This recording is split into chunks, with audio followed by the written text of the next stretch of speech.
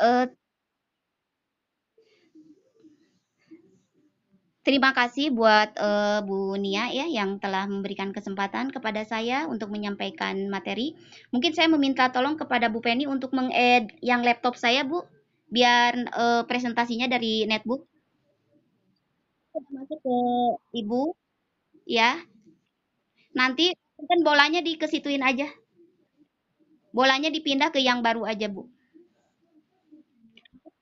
Ibu-ibu dan bapak semua, Wilujeng Sumping di Wilujeng bergabung di grup kami ya, di Pikon meeting penugasan kami yang pertama. Mohon maaf sebelumnya jika ada kendala teknis ya untuk dalam pelaksanaannya. Nah, alhamdulillah Bu Pen ya. Baiklah, saya akan uh, mengeser ya, mengeser dari screen ini. Sebentar ya.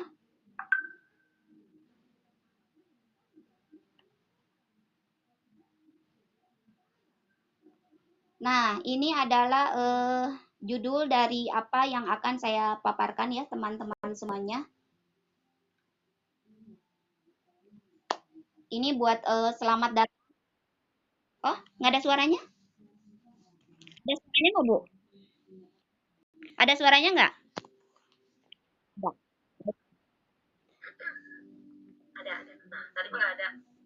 Atau jadi nggak ini ya, nggak tar, Bu. Sudah ada? Ada ya, Bu ya? Masih ada nggak? Masih ada? Ini adalah sosialisasi. Ya, betul. Next ya. Tadi Ibu Nia telah memperkenalkan biodata saya.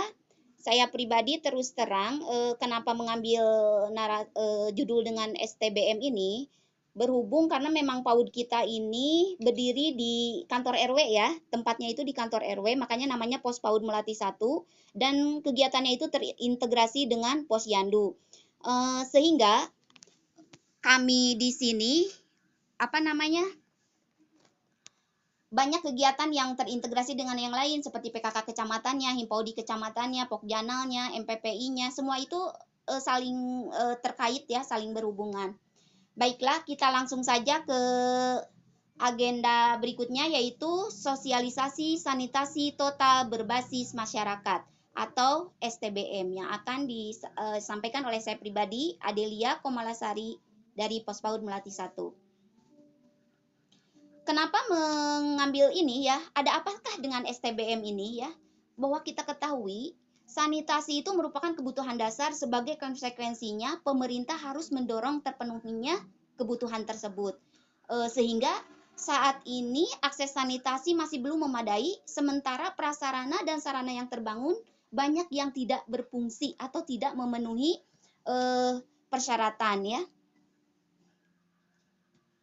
Nah, permasalahan yang dihadapi dalam sanitasi ini ya, permasalahan sanitasi ini adalah yang pertama rendahnya kesadaran masyarakat mengenai pentingnya perilaku hidup bersih dan sehat dan sanitasi ya. Lalu rendahnya kesadaran dan komitmen pemerintah daerah mengenai pentingnya pembangunan sanitasi dan belum tersedianya pendekatan pembangunan sanitasi pedesaan yang sistematis, terbatasnya pilihan teknologi sanitasi berbasis masyarakat khususnya di wilayah-wilayah yang sulit ya seperti rawa, cadas dan pesisir pantai ya. Dan berikutnya terbatasnya akses masyarakat terhadap suplai sanitasi dan berikutnya terbatasnya pendanaan pemerintah ya. Karena melihat permasalahan seperti itu, maka keluarlah strategi nasional yang dinamakan sanitasi total, strategi nasional sanitasi total berbasis masyarakat atau STBM di dalam keputusannya Menteri Kesehatan Republik Indonesia nomor 852 garis miring Menkes garis miring SK garis miring 9 garis miring 2008 ya. Nah, bagaimana STBM itu sendiri ya? Kerangka pikir STBM itu seperti apa sih? Bahwa dengan adanya STBM itu diharapkan perubahan perilaku, lalu peningkatan akses sanitasi yang berkelanjutan, lalu pengelolaan berbasis masyarakat yang berkelanjutan, Lalu dukungan institusi kepada masyarakat atau enabling environment ya. Dan ada berapakah pilar dari sanitasi ini ya, STBM ini? Makanya ada 5. Makanya kemarin saya sempat dibahas juga dengan Copid ya di ininya. Karena di salah satu penanganan Copid ini, pencegahan Covid-19 atau virus corona, ada salah satunya di kerangka pikir ada salah satunya di pilar yang ada di STBM ini. Pilar yang pertama, stop BABS, yaitu buang air besar sembarangan. Yang kedua, CTPS, cuci tangan pakai sabun. Yang ketiga, PAM RT atau pengelolaan air minum rumah tangga. Pilar yang keempat, yaitu pengelolaan sampah rumah tangga. Dan pilar yang kelima, pengelolaan limbah cair rumah tangga. Ya. Nah, dari hasil adanya STBM ini, untuk outputnya diharapkan ada meningkatnya pembangunan sanitasi higienis melalui peningkatan demand dan supply ya. Dan outcome-nya diharapkan menurunnya kejadian penyakit diare dan penyakit berbasis lingkungan ya, terutama yang sekarang saat ini terjadi ya, yaitu kita terhindar dari penyakit yang diakibatkan oleh virus corona ya, yang berkaitan dengan sanitasi karena itu semua ya, dan perilaku melalui penciptaan kondisi sanitasi total ya. Nah, jadi kita dari tadi sudah dibahas pilar STBM. Jadi apakah itu STBM itu? Jadi STBM atau sanitasi total berbasis masyarakat itu adalah pendekatan untuk merubah perilaku higienis ya, higien dan sanitasi melalui pemberdayaan masyarakat dengan metode pemicuan ya. Nah, hal yang ingin dicapai melalui program STBM ini yang diharapkan tadi ya, bahwa ada perubahan perilaku, juga ada peningkatan sanitasi lingkungan. Perubahan perilakunya apa? Bahwa masyarakat yang masih BAB di sembarang tempat, jadi semua masyarakat BAB dan hanya di jamban ODF. Apa bedanya? Kan sebenarnya di Kota Bandung itu sendiri ya, bahwa yang BAB sembarangan itu banyak loh. Contohnya gini, setiap rumah itu memiliki jamban sehat katanya, tapi pembuangan airnya ke sungai. Nah, itu dikatakan sebenarnya itu adalah open defecation atau buang air besar sembarangan ya. Jadi kenapa itu dikatakan buang air besar sembarangan? Karena pembuangan air dari jamban kitanya adalah ke sungai. Nah, nanti bagaimana kita biar bisa mencapai ODF atau open defecation free ya. Jadi bebas membuang buang air besar ke sembarangannya. Jadi harus dibebaskan. Jadi perubahan dari perilaku masyarakat yang harus kita rubah. Yang kedua, bahwa masyarakat harus mengadopsi sanitasi yang lebih baik, yaitu menjadikan sanitasi total. Hal ini memang salah satu di kegiatannya adalah dengan membangun pasar sanitasi ya, sasarannya mungkin itu ya. Dan intinya mah peningkatan sanitasi lingkungannya itu, makanya saya pribadi gitu suka bekerja sama dengan UPT Puskesmas untuk melakukan pemicuan STBM ya. Nah, ini adalah salah satu bahwa masyarakat itu masih ada di beberapa wilayah yang melakukan BABS ya. Nih, melakukan BABS atau buang air besar sembarangan ya, apalagi di daerah-daerah yang banyak hutannya, banyak kebunnya ya, kadang kan ada yang modal di kebun kayak gitu ya. Memang bahasa-bahasa di pemicuan pemicuan STBM untuk pilar 1 ini, yaitu stop BABS ini ya, pakai bahasa-bahasa yang bagaimana membuat masyarakat menjadi jijik dan berpikir untuk membuat menyelesaikan permasalahan ini, menyelesaikan permasalahan sanitasi yang berhubungan dengan pilar 1 ya.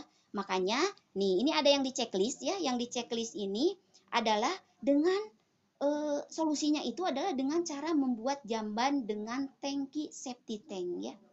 Memang ketika saya pribadi gitu ya, nah ini salah satu diadakan pemicuan ya, pemicuan di beberapa wilayah yang ada di Bandung Kidul ya, di mana dilakukan pemicuan di tiap RW untuk bagaimana masyarakat itu berpikir untuk di rumahnya itu menjadi open defecation free. Karena Kota Bandung itu targetnya itu tercapainya 100% ODF ya. Jadi begitupun dengan target pemicuan STBM ya.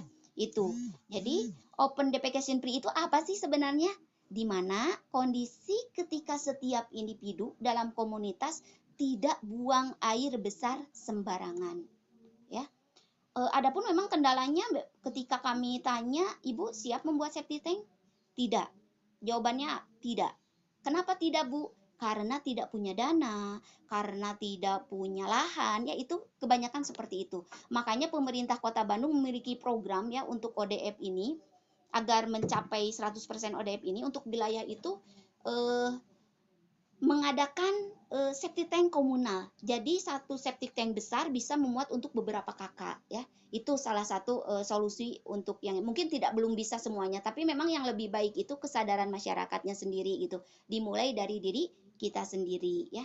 Next, kita lanjutkan untuk pilar kedua. Nah, pilar kedua ini adalah sesuatu yang begitu luar biasa yang sekarang lagi booming ya. Semua tempat, semua orang, dari mulai anak-anak, dari mulai remaja, dari mulai dewasa, dari mulai lansia, semuanya harus melakukan kegiatan ini. Namanya CTPS ya. Kenapa sih CTPS itu begitu penting ya? Cuci tangan dengan air mengalir ya. Cuci tangan pakai sabun dengan air mengalir. Itu catatannya ya. Dan apa sih yang menyebabkan CTPS itu begitu penting? Karena CTPS itu bisa mencegah penyakit infeksi terutama diare, infeksi saluran pernapasan atau ISPA, flu burung, cacingan, mata, hepatitis A, polio, dan sekarang adalah adanya COVID-19. Dan yang perlu kita tahu bahwa tangan kita ini melakukan segalanya. Dari tangan inilah kita melakukan berbagai aktivitas. Dari mulai kita mau menyuapi anak, mau makan, mau melakukan rutinitas atau mau memandikan anak, menyebok anak dan sebagainya ya. Dari situ makanya kenapa kita perlu melakukan cuci tangan pakai sabun. Dan saya pribadi bersyukur gitu ya, kita harus mensyukuri juga ketika adanya COVID-19 ini ya, perubahan perilaku masyarakat itu berubah luar biasa. Ketika kita ke bank, tempat cuci banknya ada tempat untuk mencuci tangan ya. Dan memang mencuci tangan yang seperti apa yang membuat aman kita dari COVID-19? Mencuci tangan yang diharapkan itu adalah sesuai tahapan ya, sesuai tahapan dan benar gitu. Pertama, basahi tangan, gunakan sabun, gosok-gosok telapak tangan kita, lalu gosok ibu jari kita ya, seperti ini. Lalu apalagi? Lalu bersihkan bagian bawah kuku, diputar-putar ya. Lalu bilas dengan air bersih dan jangan lupa dilap dengan handuk ataupun tisu ya. Keringkan tangan kita ya. Begitu banyak proses cuci tangan yang bisa kita ikuti dan kita ajarkan kepada anak didik kita di rumah ya, atau kepada keluarga kita ya. Untuk pilar yang berikutnya, pilar yang ketiga. Tadi yang pertama pilarnya yaitu apa? Stop BABS. Yang kedua cuci tangan pakai sabun. Dan yang ketiga adalah pengelolaan air minum rumah tangga atau PAM RT. Karena sumber air kita ini di Indonesia ya, khususnya ya di daerah kita ya, di Jawa Barat atau di Kota Bandung ya, kadang kita menemukan sumber air yang keruh ya. Nah, ada beberapa cara pengelolaan air minum rumah tangga yang paling dianjurkan gitu ya. Pertama, memang perlu direbus ya. Merebus itu adalah cara yang paling mudah ya. Memang boros ya, tapi itu adalah cara yang paling mudah untuk menghilangkan kuman-kuman yang ada di dalam air. Dan merebusnya juga harus maksimal ya. Nggak boleh asal rebus langsung kita jahit airnya, lalu ya itu masih ada kuman-kumannya ya. Dan ada yang menggunakan klorin tablet juga, ada yang menggunakan klorin cair, ada dengan saringan keramik, ada dengan solar water disinfection ya, ada dengan biosen, ada lagi kan sekarang filter ya, filterisasi atau penyaringan yang filter yang dijual di sekitar kita gitu ya. Ini adalah pengelolaan air minum rumah tangga untuk pilar yang ketiga dari STBM ya. Next, kita lanjutkan ke Kenapa ya? Sebentar ya, lagi loading. Nah, untuk pilar yang keempat adalah pengelolaan sampah rumah tangga ya atau PSRT. Kalau dulu itu ada paradigmanya apa ya? Ada paradigma bahwa dilakukan untuk pengelolaan sampah itu dengan 3R ya. 3R itu mungkin teman-teman sudah pada tahu ya bahwa 3R itu adalah reuse, reduce, dan recycle ya. Nah, ini sampah timbunan di rumah tangga ada reduce, reuse. Reduce itu mengurangi ya, mengurangi sampah, cara untuk pengelolaan sampahnya. Reuse untuk menggunakan kembali ya. Lalu yang berikutnya adalah recycle atau mengolah kembali atau daur ulang ya. Ini adalah dulu ya. Dan itu bisa dilakukan oleh rumah tangga komunitas. Dan kalau residu itu yang tadi yang mengurangi itu dibuang, layak buang, layak dibakar ya. Itu dan bisa diangkut ke TPA ya, oleh institusi kebersihan dan diolah serta dimanfaatkan oleh pemulung ya. Tapi di Kota Bandung itu sendiri ada namanya program Kang Pisman ya untuk pengelolaan sampahnya. Di mana Kang kita harus kurangi, pisahkan, man dan manfaatkan. Kenapa kita harus kurangi? Kurangi apa? Kurangi sampah plastik. Kurangi apa lagi? Kurangi barang-barang yang intinya kita ke sekolah, kita beraktivitas, kita bawa misting, kita bawa tempat minum ya, lalu kita belanja, kita bawa tas sendiri. Itu adalah salah satu menguranginya, kangnya ya. Lalu pisnya, pisahkan.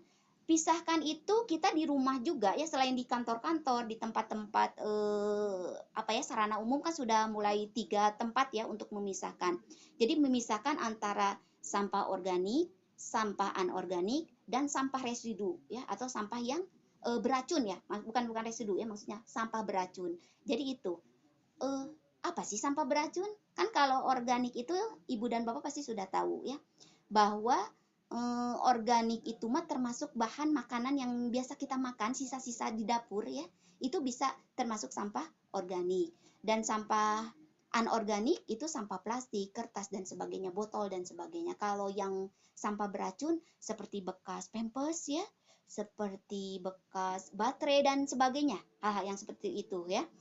Dan manfaatkan. Kita harus bisa memanfaatkan apa yang ada di situ. Sekarang orang banyak kreatif membuat anyaman membuat sejadah dari bekas kopi dan atau tas ya atau bros dari tutup botol atau memanfaatkan botol untuk menanam tanaman ya. Next. Nah, ini adalah salah satu yang dilakukan di Kecamatan Bandung Kidul, Kelurahan Batu Nunggal ya, yaitu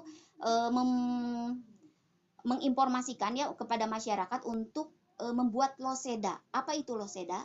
Loseda itu adalah lodong sesa dapur. Nah, ini adalah pengolahan sampah organiknya, sampah dapurnya. Jadi biasanya panjang pipa yang sebenarnya buat sendiri juga bisa ya, panjang pipanya sekitar 120 cm. Lalu ada bolong-bolongnya ya di pipa-pipanya biar ada udara. Lalu si ini ya ditanam ke dalam tanah sekitar 30 sampai 40 cm ya. Lalu tinggal masukkan aja bekas-bekas sampah-sampah yang ada di bekas makanan seperti nasi, sayuran dan sebagainya. Kalau mau cepat busuk ya, itu bisa ditambah dengan air gula dan gula merah atau gula putih ya, dengan air beras atau nasi disimpan dulu ya, jadi untuk untuk mempercepat penghancuran dari sampah organik ini ya. Next. Nah, pilar yang terakhir ya.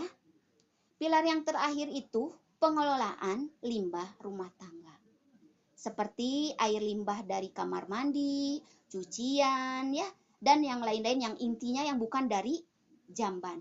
Jadi saluran jamban ke septic tank dan saluran air yang kita tadi yang bekas cuci, dapur dan sebagainya itu harus beda salurannya ya. Karena memang bagusnya seperti itu gitu. Itu untuk mewujudkan ini memang butuh pengorbanan kita sebagai masyarakat ya, sebagai pribadi, dan memang butuh dukungan juga dari swasta, dari masyarakat dan dari tokoh masyarakat lah untuk melakukan penyuluhan ke masyarakat untuk melakukan 5 pilar ini ya. Intinya mah 5 pilar yang ada di dalam STBM. Nah, kesimpulan akhir ya. Bu Penny masih ada? Ya. Untuk kesimpulan akhir, pada tahap pasca ODF ya, diharapkan akan mencapai tahap yang disebut sanitasi total. Jadi, sanitasi total akan dicapai jika semua masyarakat di suatu komunitas telah melakukan sanitasi total berbasis masyarakat atau STBM, yaitu yang tadi pilar pertama stop BABS dengan membuat septic tank ya. Yang kedua, mencuci tangan pakai sabun di air mengalir. Lalu yang ketiga, mengolah air minum atau PAM RT dan makanan dengan cara yang aman. Yang keempat, mengelola sampah rumah tangga dengan benar bisa dengan Kang Pisman dan Loseda ya, Lodong, Sesa, Dapur, atau ada lagi dengan Bata Terawang, banyak prosesnya ya. Lalu ada lagi dengan Takakura ya, ada lagi dengan Magot ya, semacam binatang pemakan ini ya, sisa makanan dapur ya. Lalu yang kelima, mengelola limbah cair rumah tangga dengan aman ya, atau SPAL, dengan membedakan saluran jamban dan saluran rumah tangga ya. Mungkin itu demikian yang bisa saya sampaikan. Banyak hal yang saya sampaikan mungkin ada yang kurangnya dan mohon masukannya juga. Dan segala kekurangan saya mohon maaf ya. Kita tutup saja dengan terima kasih kepada semua peserta PCT batch 6 Jabar, khususnya grup 67 ya. 67 dan saya tutup dengan kota dalam mengutip dari ayat Al-Quran, Quran surat Al-Mujadalah ayat 11 dikatakan, Ya ayyuhallazina amanu idza qila lakum tafassahu fil majalisi fafsahu yafsahillahu lakum wa idza qila fangsuju yarfa'illahu allazina amanu minkum wallazina utul ilma darajat wallahu bima ta'maluna khabir. Wahai orang-orang yang beriman, apabila dikatakan kepadamu, berilah kelapangan di dalam majelis-majelis, maka lapangkanlah. Niscaya Allah akan memberi kelapangan untukmu. Dan apabila dikatakan, berdirilah kamu, maka berdirilah. Niscaya Allah akan mengangkat derajat orang-orang yang beriman di antaramu dan orang-orang yang diberi ilmu beberapa derajat, dan Allah Maha teliti terhadap apa yang kamu kerjakan. Ya, kita ini adalah orang-orang yang sedang menuntut ilmu. Kita sedang menjadi pembelajar dan kita akan selalu menjadi pembelajar terus-menerus. Dengan adanya Pikon ini, alhamdulillah, saya pribadi dan teman-teman saya yang ada di host ini, yang ada di room ini, luar biasa. Memang membutuhkan energi yang luar biasa untuk bisa sampai di sini. Terima kasih. Wabillahi taufiq walhidayah. Assalamualaikum warahmatullahi wabarakatuh.